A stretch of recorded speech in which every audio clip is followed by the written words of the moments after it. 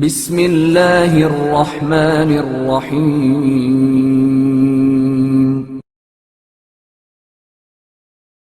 بہشت میں حضرت داؤد علیہ السلام کا ساتھی۔ حضرت داؤد علیہ السلام نے پروردگار عالم سے دعا کی کہ خداوندا، جو شخص بہشت میں میرا ساتھی ہوگا اسے دنیا میں مجھ سے ملوا دے۔ بھلا وہ کتنا بڑا صاحب ایمان اور خدا سے محبت کرنے والا ہوگا۔ آواز آئی کہ کل شہر کے دروازے سے باہر نکلنا، وہ تمہیں مل جائے گا۔ دوسرے دن حضرت داؤد علیہ السلام شہر کے دروازے سے جب باہر نکلے تو ان کی ملاقات حضرت یونس علیہ السلام کے والد حضرت متیٰ سے ہوئی۔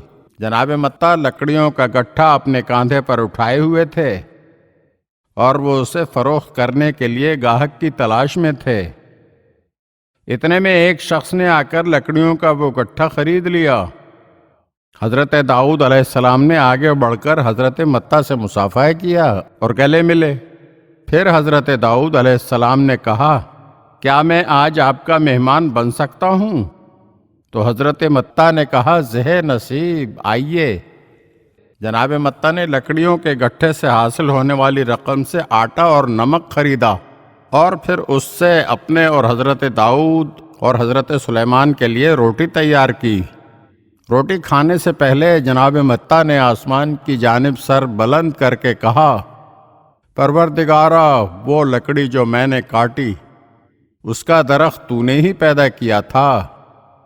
تو نے ہی میرے بازوؤں میں لکڑیاں کاٹنے کی طاقت عنایت کی تھی اور تو نے ہی مجھے لکڑیوں کے اس گٹھے کو اٹھانے کی سکت عطا کی۔ پھر تو نے ہی اس کی خریداری کے لیے میرے پاس گاہک بھیجا۔ یہ روٹی جو ہمارے سامنے پکی ہوئی رکھی ہے، اس کا گندم تو نے ہی اپنے قبضہ قدرت سے خلق فرمایا ہے، اور اب ہم تیری اس نعمت کو استعمال کر رہے ہیں۔ اتنا کہنے کے بعد جناب متیٰ کی آنکھوں سے آنسو بہنے لگے۔ تو حضرت داؤد علیہ السلام نے حضرت سلیمان علیہ السلام کی طرف رخ کرتے ہوئے کہا، یہی شکر ہے جو انسان کو بلند مرتبے تک پہنچا دیتا ہے۔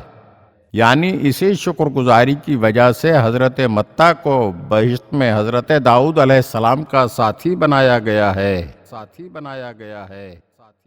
اگر آپ ہمارے چینل کی نئی ویڈیوز دیکھنا چاہتے ہیں تو ہمارے چینل کو سبسکرائب کریں اور گھنٹی کے بٹن کو دبائیے تاکہ ہر آنے والی ویڈیو آپ کو جلد موصول ہو سکے۔ اور ہاں، لائک اور شیئر ضرور کیجیے اور اپنے قیمتی کمنٹ سے ہمیں آگاہ کیجیے۔ شکریہ۔